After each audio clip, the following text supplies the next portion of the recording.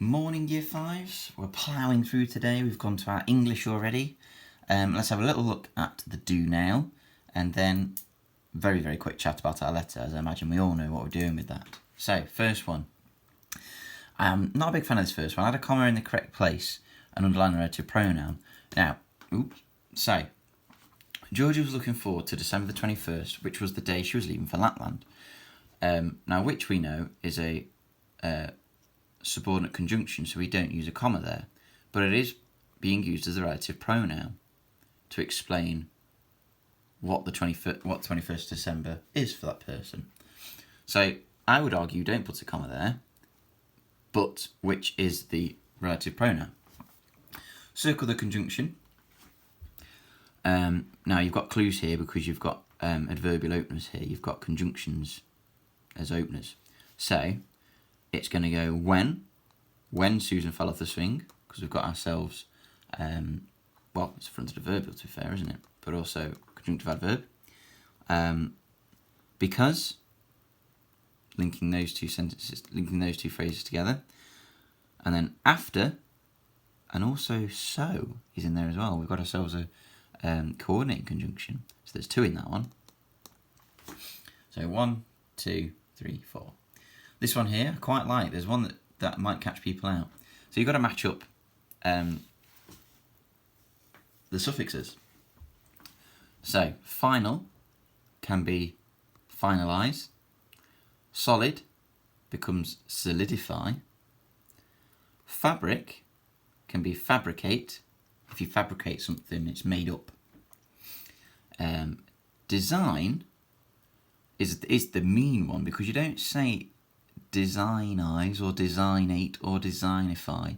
You completely change how you say it. It becomes designate. You designate something to somebody, and it has got design. It kind of makes sense. You design a way for somebody to do something, and we'll designate it to you. We've designed a structure, but you don't say design it. You end up saying the G. The fun English language. Tick all sentences that contain an adverb of possibility. I'm going to argue they all do. Could, must, and certainly. Surely they're all adverbs of possibility, so I'm going to say you can tick all three there. Insert the commas into the sentences below. I think we're looking at fronted adverbials and conjunctive adverbs.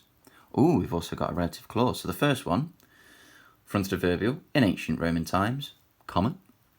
The next one is a conjunctive adverb, unfortunately, comma. You might want to have used unfortunately in your letter. Unfortunately, comma, this is not the case. And then the last one, the bathhouses, which were beautifully designed buildings, were extremely popular. So you want a comma there and a comma there for your relative clause.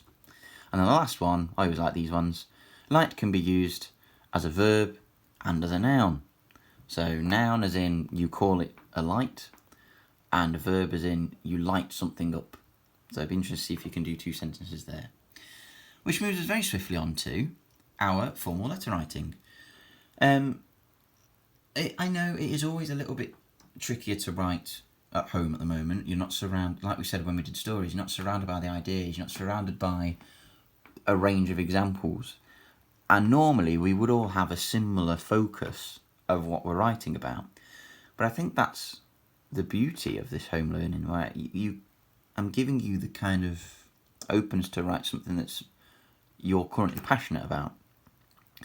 So it is time to write your formal letter. Hopefully you've already planned out and written pretty much your paragraphs. Your P should have been written, and then yesterday had a go at the opening and closing. But you could have borrowed parts of the waggles that I've shown you, if you were finding those a bit tricky. And then, if you're going to if you really want to send this letter off, it's got to be absolutely spotless. As soon as somebody reads something in a letter that's not correct, they'll go, I'm not listening to that. Can't even write this properly. And believe it or not, that happens with job letters as well, a job interview.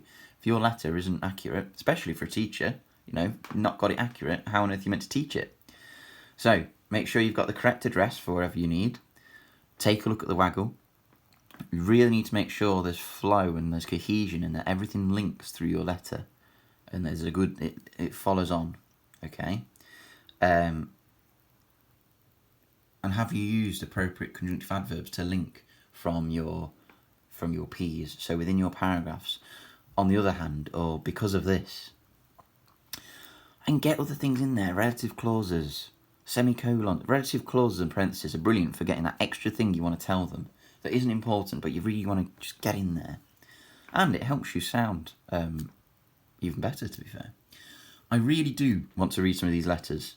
And as always, I'm liking that I'm posting some of these, and I know you're really enjoying that.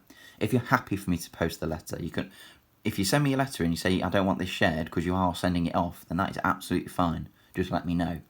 And obviously, you know, you might have addresses and things. I can always blank that out. Don't worry about that. But do tell me if you don't want to, because you're sending it off already. And let me know if you are going to send it off. I'd love to know. So I look forward to reading some of these, guys. I'm hoping to read some passion and some really, really thought-provoking things, especially if you've gone for a current news letter. So I look forward to it.